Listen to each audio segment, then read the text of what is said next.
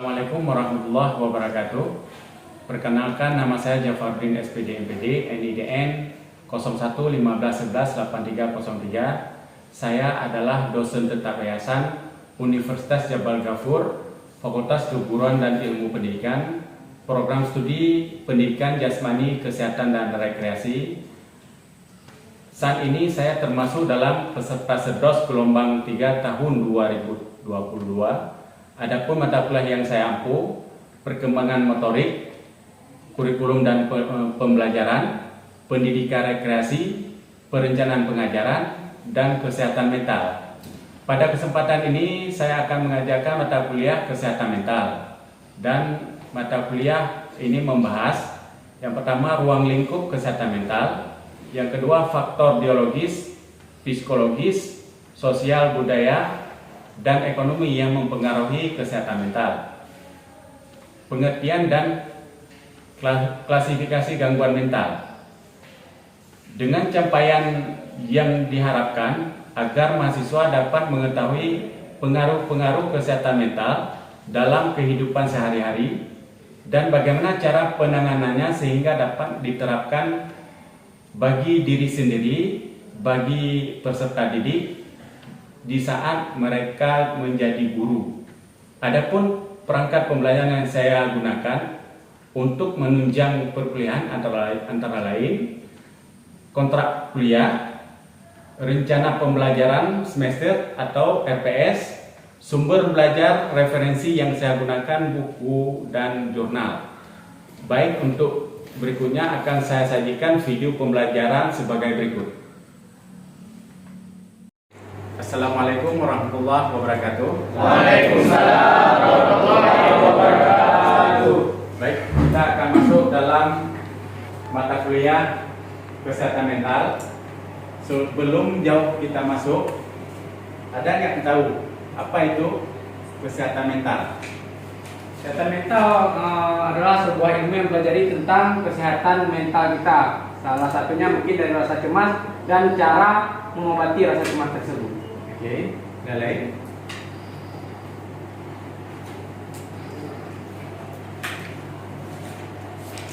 Oke, ada.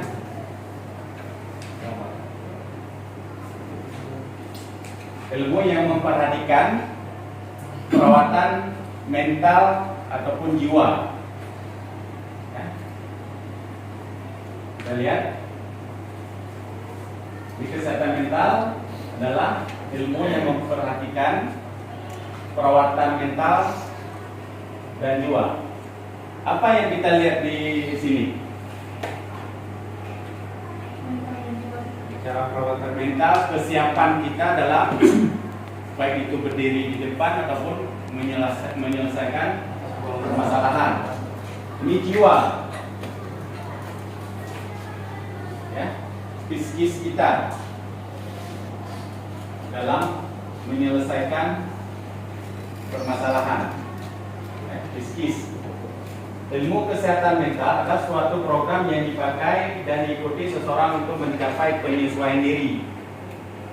Ya, baik itu dalam ini Bernard 1957 itu menurut pakar ahli, ya, tentang penyesuaian diri terhadap lingkungan ataupun dalam kita bermasyarakat. Tujuan mempelajari kesehatan mental. Ini yang pertama, memahami makna kesehatan mental. Apa maknanya? Ya, makna kesehatan mental di sini kita menjaga supaya kita tetap konsisten dalam menjaga jiwa ataupun baik. Yang kedua, memahami pendekatan yang digunakan dalam penanganan kesehatan mental. Di sini kita memahami pendekatan yang digunakan dalam sehari-hari dalam menyelesaikan permasalahan. Di sini kan ada pendekatan. Kalau ada anak didik,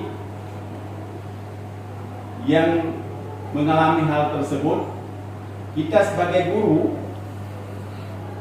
itu harus ada inisiatif dalam pendekatan terhadap siswa secara saintifik, ya. Memiliki kemampuan dasar dalam usaha peningkatan dan pencegahan kesehatan mental masyarakat. Jadi kita mempunyai dasar untuk usaha meningkatkan pencegahan, ya, supaya jangan terjadi drop. Jadi kita terhadap anak didik sebelum melakukan effort-effort tertentu, kita terlebih dahulu melakukan usaha peningkatan pencegahan kesehatan mental supaya dia percaya diri. Yang keempat, memiliki sikap proaktif. Kita sebagai guru, ya, mempunyai tanggung jawab bukan saja mengajar, tapi juga membimbing dan mendidik. Ya, itu tugas kita guru. Sikap proaktif kita dalam memanfaatkan sumber daya dalam upaya penanganan kesehatan mental, baik itu di dalam masyarakat ataupun di dalam lingkungan sekolah. Ya. Yang selanjutnya meningkatkan kesehatan mental masyarakat dan mengurangi timbulnya gangguan mental. Di sini kita bisa melihat kita sebagai guru juga bisa menangani, ya, masyarakat supaya tidak mudah kena gangguan kejiwaan. Ya, ini faktor yang pertama sekali. Apa penyebab seseorang mengalami gangguan kejiwaan? Ekonomi, Pak. Ekonomi, apalagi tekanan dalam keluarga, banyak persoalan-persoalan. Jadi kita sebagai guru bisa memahami permasalahan-permasalahan yang terjadi di lingkungan sekolah ataupun dalam ruang lingkup bermasyarakat, ya.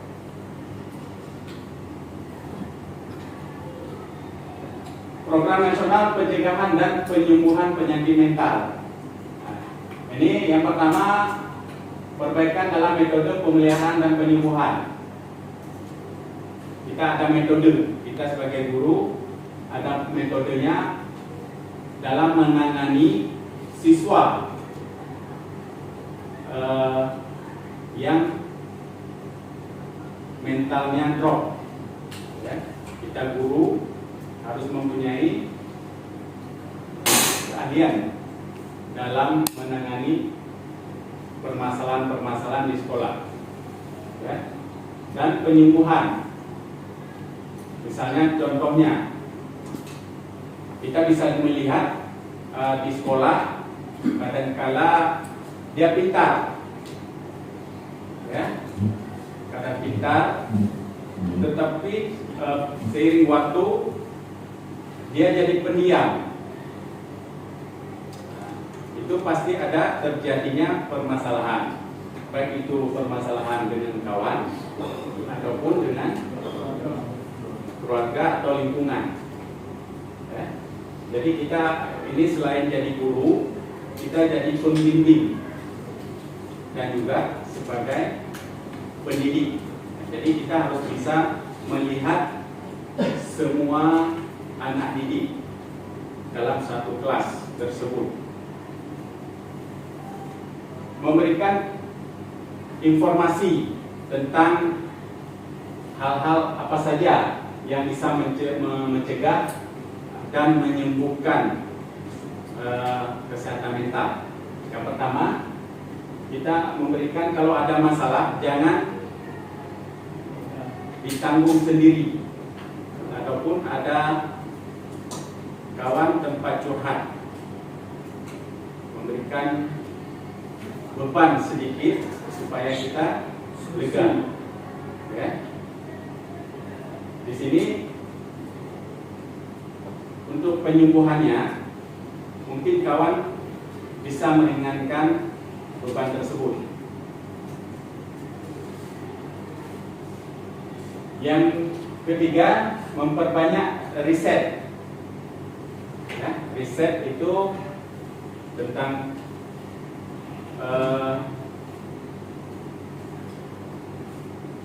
apa itu namanya? Tentang penelitian ataupun kita terjun ke lapangan. Kalau kita di sekolah bisa kita lihat di sekolah, kalau kita di masyarakat bisa kita terjun apa hambatan-hambatan yang mengakibatkan dia terjadi stres. Langkah-langkah apa saja yang bisa kita lakukan untuk menolong orang tersebut. Memperbesar usaha-usaha edukatif dan penerangan. Ya, kita bisa menerangkan terhadap semua orang ataupun di sekolah untuk bisa pencegahan dan penyembuhan mental. Ini sasaran dalam kesehatan mental. Yang pertama, masyarakat pada umumnya. Ya, sasaran. Ya, kalau misalnya anak didik jarang, kadang-kadang untuk terjadinya gangguan mental. Ya. Kebanyakan masyarakat pada umumnya. Dia akan ada faktor apa tadi? Faktor ekonomi, keluarga dan lingkungan. Ini mungkin ada tekanan dalam rumah tangga bisa mengakibatkan gangguan kesehatan mental. Masyarakat dalam kelompok resiko sakit. Ya, kadang-kadang dia mempunyai riwayat dalam kelompok tersebut, kita tambah beban terhadap masyarakat tersebut bisa membuat dia resiko sakit. Jadi kita harus tahu memilah-pilahkan permasalahan yang terjadi. Yang ketiga, kelompok masyarakat yang mengalami gangguan jiwa. Kita bisa mengelompokkan, ya, mengelompokkan masyarakat-masyarakat yang mengalami gangguan jiwa supaya kita bisa melakukan suatu terapi atau memberikan sedikit pencerahan tentang apa itu kesehatan mental. Ya bisa, tapi itu bukan di SNLD. Ya. Kelompok masyarakat yang mengalami kecacatan, ya, di sekolah ataupun di sini di masyarakat, ya, kecacatan yang kecacatan. Cacat ini yang mengalami cacat yang permanen. Bisa dikatakan masyarakat yang mengalami kata kutip apa itu namanya, yang sindrom, nah, yang berlebihan, sehingga dia membuat dia di dalam masyarakat butuh perhatian kita sebagai guru ataupun masyarakat. Kesehatan mental dan ketenangan hidup. Nah, di sini kesehatan mental yang terganggu dapat mempengaruhi. Ya. Yang pertama, kalau kita sehat, pasti perasaan enak. Ya. Dan mudah memahami sesuatu permasalahan. Ya. Yang ketiga, sehat badan dan kelakuan. Ya. Ini kesehatan mental dan ketenangan hidup.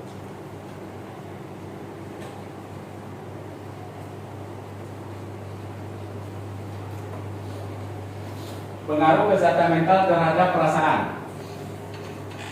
Yang pertama, rasa cemas.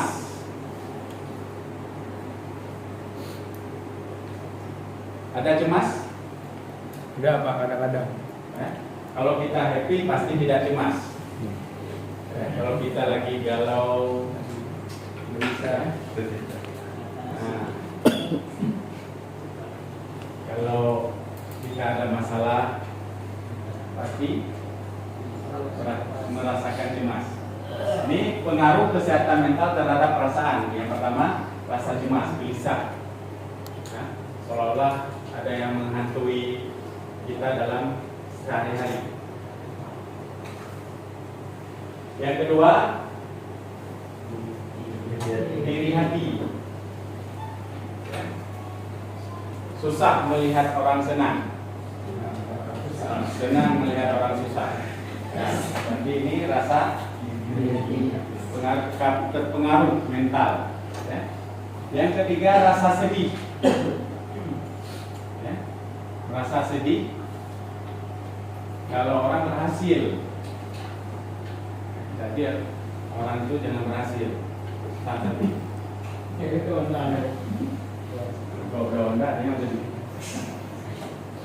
yang ketiga, yang keempat, rasa rendah diri, tidak percaya diri terhadap sesuatu yang ingin kita lakukan. Misalnya apa? Atlet. Misalnya kalah sebelum bertanding. Nah, ini merasa dirinya rendah, hilang kepercayaan diri.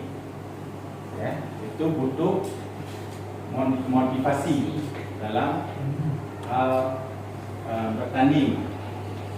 Ini yang selanjutnya, gampang marah, sedikit-sedikit marah, sedikit-sedikit marah. Di sini banyak yang marah kan? Hanya marah. Ini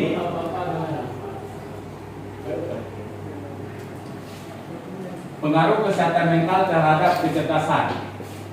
Yang pertama, lupa ingat, yang mudah lupa.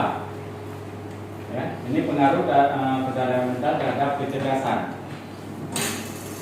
Gurunya kita belajar, hari ini kita belajar, besok udah lupa lagi. Ya, sulit berkonsentrasi. Ya, sulit. Badan di dalam, pikiran di luar. Kemampuan berpikir menurun. Ya, tidak sanggup melakukan daya ingat. Hari mudah emosi dalam hal baik itu dalam hal sepele ataupun dalam suatu event. Ini mudah emosi, tidak sabar. Ya. Ini bagaimana kita golongkan tidak sabar? Pengen buru-buru, ya. Ini buru-buru, boleh? Sama sih. Ini buru-buru dalam hal pertandingan bisa jadi, sehingga kita KO. Ya. Butuh kesabaran dalam menyerang. Itu kan strategi. Nah, menyerang lawan butuh sabar. Yang nggak sabar berarti mudah dipatahkan oleh lawan. Yang selanjutnya, mudah stres. Ini mudah stres, lawan yang menang kita yang stres. Ya, kalau dalam hal olahraga, kalau di sekolah ini mudah stres. Yang pertama bisa kita lihat, dia pertama juara, tapi karena ada permasalahan dia tidak dapat juara. sehingga dia mudah stres, tidak percaya diri. Hubungan kesehatan mental dengan bidang ilmu. Pertama, ilmu kedokteran. Ilmu kedokteran mempelajari tentang penyakit dan cara pengobatan. Ya, kalau kita ke rumah sakit atau kedokteran pasti mempelajari dulu penyakit apa dan langkah-langkah yang dilakukan oleh kedokteran ataupun dokter itu apa. Yang pertama, psikiater. Jadi tetap melakukan langkah awal, ya. Ataupun bisa psikolog, ya. Mempelajari ilmu sekolah kejiwaan seseorang. Ini yang kedua, psikologi merupakan disiplin ilmu di bidang perilaku manusia dalam sehari-hari. Di antaranya mempelajari dimensi psikis. Apa itu psikis? Mental, jiwa, mental, dengan segenap dinamika yang persoalan. Sosioantropologi, perilaku dan sistem masyarakat termasuk nilai sosial budaya. Yang pokok perhatian dalam antropologi. Ilmu pendidikan mempelajari perubahan perilaku manusia secara normatif, ya, bertahap. Disiplin ilmu lain, disiplin ilmu seperti ekonomi, ekologi, biologi, dan studi agama. Ya.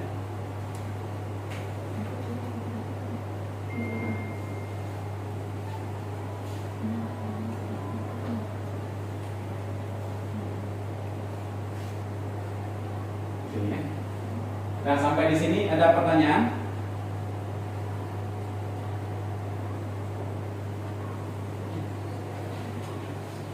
Ya, coba. Pak, Ya. ini kalau misalkan di studi agama kan tentu ada ya tentang kesehatan mental kita. Bisa Bapak jelaskan di ilmu ekonomi bagaimana tentang kesehatan mental tersebut? Nah, di sini ekonomi ya. Iya. Baik, kalau kita ini disiplin ilmu lain seperti ekonomi. Misalnya kita bisa menangani permasalahan yang terjadi di keluarga ataupun di dalam suatu kelompok, ya. Nah, ini yang terjadi. Banyak sekali yang menjadi masalah itu di ekonomi. Oke. Ada lain? Ya. Oke. Tadi Bapak sempat bilang tujuan mempelajari ilmu kesehatan mental itu untuk sebuah kedekatan bagi para siswa ataupun masyarakat luas. Ya. Jadi bagaimana treatment penyembuhan bagi siswa yang mungkin mentalnya sudah terganggu dan bagaimana peran orang tua di masalah tersebut. Baik. Kalau di situ kita yang pertama kita guru, ya, tenaga pendidik itu harus melakukan secara psikis, ya, mempelajari tentang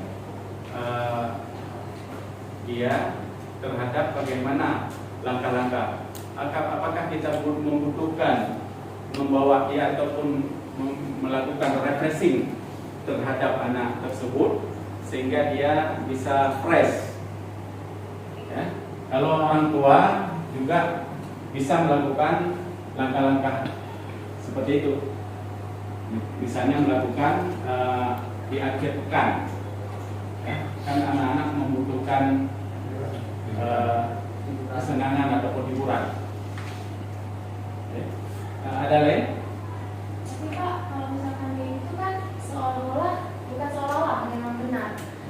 Berarti yang di sini yang bersikap untuk menangani siswa ataupun anak itu kan orang tua sama guru. Nah, jadi gimana kalau yang permasalahan ini dari orang tuanya, Pak? Nah, gimana tuh Pak? Solusinya. Solusinya. Pertama, kita sudah mengatakan tadi, kita sebagai tenaga pendidik membimbing. Yang terakhir tadi apa namanya? Boleh melakukan pendekatan terhadap anak didik. Di samping kita sebagai guru dan juga orang tua, jadi kita pasti tahu permasalahan-permasalahan walaupun tidak dia bilang. Jadi kita harus bisa mempunyai kedekatan terhadap anak didik, ya, secara psikis bisa menilai kejiwaan dia ya, dalam sehari-hari. Ya, ada lain? Pak, apakah seorang guru spesialis mental diperlukan di tenaga pendidikan kita sekarang ini? Sangat diperlu. Di sini di sekolah, setiap sekolah ada yang namanya bimbingan dan konseling. Ya, di situ kalau ada masalah, kita sebagai guru memberitahu terhadap bimpen apa permasalahan-permasalahan anak didik tersebut, sehingga dia ada semacam penyelesaian, baik itu tingkat sekolah ataupun nanti akan dibawa ke rumah ataupun ke dalam keluarga. Ya. Nah, ada lagi? Oke. Cuma sekian paparan makalah hari ini. Bapak akhiri, wabillahi taufiq wal hidayah. Assalamualaikum warahmatullahi wabarakatuh. Waalaikumsalam warahmatullahi wabarakatuh.